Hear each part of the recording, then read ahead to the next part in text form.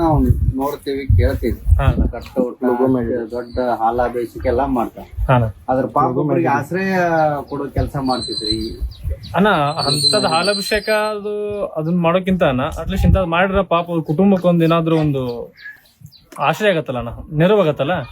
So ಹೀಗಾಗಿ ಇಂಥದ್ ಮಾಡ್ಬೇಕಂತ ಹೇಳಿ ವಿಚಾರ ಮಾಡಿದ್ವಣ್ಣ. ಏನ್ ಮಾಡತ್ತೀರ?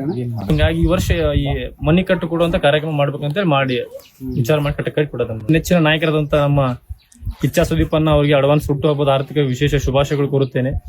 ಅವ್ರ ಹುಟ್ಟು ಹಬ್ಬದ ಅಂಗವಾಗಿ ಏನಾದ್ರು ಕಾಯಂ ಮಾಡ್ತಾ ಇರ್ತೀವಿ ವರ್ಷ. ಈ ವರ್ಷ ಈ ಅಜ್ಜಿಗೆ ಮನಿ ಕಟ್ಟಿಕೊಡುವಂತ ಕಾರ್ಯಕ್ರಮ ಮಾಡ್ತಾ ಇದೀವಿ. ಮನೇಲಿ ಕಂಪ್ಲೀಟ್ ಮನಿ ಅನ್ನ ಒಂದು ಕುಟುಂಬ ಯಾವ ತರ ಮನಿ ಬೇಕಲ್ಲ ಕಂಪ್ಲೀಟ್ ಅನ್ನ ಹಂಗ್ ಮಾಡ್ಕೊಡ್ತಾರ ರೆಡಿ ಅನ್ನ.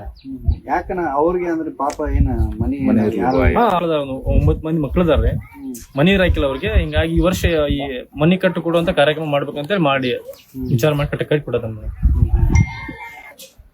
ಬಡತನದಿಂದ ಬಳಲುತ್ತಿರುವಂತ ಒಂದು ಕುಟುಂಬಕ್ಕೆ, ಯಾಕೆಂದ್ರೆ ಸುಮಾರು 9 ಮಕ್ಕಳನ್ನ ಹೆತ್ತು ಆ ತಾಯಿ ತಂದೆ ಇವತ್ತು ನಿಧನರಾಗಿ ಏನು ಒಂದು ಕುಟುಂಬಕ್ಕೆ ಬೇಕಾಗುವಂತ ಸೌಲಭ್ಯಗಳನ್ನ ಮಣಿಯನ್ನ ಕಟ್ಟಿಸಿಕೊಡೋದ್ರ ಮುಖಾಂತರ ಇವತ್ತು ಕೂಡ ಮಾನ್ಯ ಕಿಚ್ಚ ಸುದೀಪ್ ಸರ್ ಅವ್ರಿಗೂ ಕೂಡ ಒಂದು ಹೆಮ್ಮೆ ಅನಿಸುತ್ತೆ.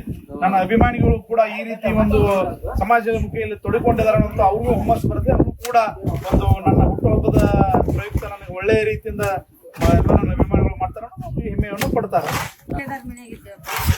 ಮುಂಚೆ ಬೇರೆ ಮನ್ಯಾಗ ಹಾಕ್ಲಿ ಅದ ಮಳಿ ಎಲ್ಲ ಸೂರಾತ್ಲಿ ಅದ ನಮ್ಮ ಮನೆ ನಿರ್ಮಾಣ ಮಾಡಿಕೊಡತ್ತಾರ ಅವ್ರ. ಅದನ್ನ ನೀವು ಸುರಕ್ಷಿತವಾಗಿ ಇಟ್ಕೊಂಡು ಇಲ್ಲಿ ಮಕ್ಕಳನ್ನ ಜೋಪಾನ ಮಾಡೋದ್ರ ಮುಖಾಂತರ ವಾಸವಾಗಿ ಇರ್ರಿ.